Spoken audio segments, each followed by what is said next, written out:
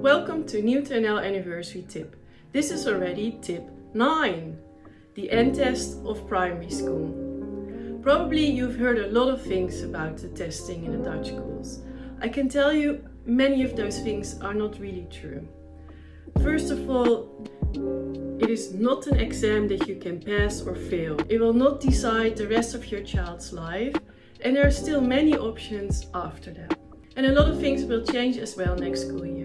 For example, there will not be a preliminary advice anymore in Group 7. This will be moved to Group 8 instead. So in the end of January, the children of Group 8, they get preliminary advice for secondary school. And then they take the test, which is not called end test anymore, but transition test. Because of course their learning doesn't stop at the end of primary school. It is a transition from primary to secondary school.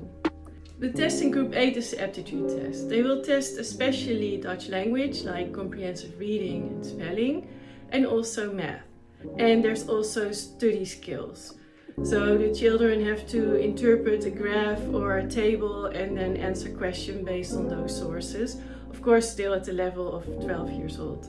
Optionally, there are questions for world orientation, which is a combination of history, biology, geography, and world religions. Although this test is important, it doesn't decide everything. The teacher will also look at the child's motivation, study skills, attitude, interest, ambitions, intelligence. So they look at the whole picture and not only just a test of one moment in time.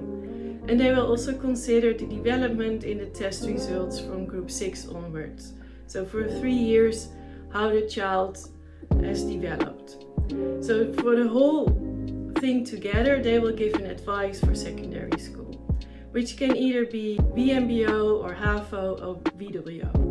I've made a video and written some articles about this because it's a very long story.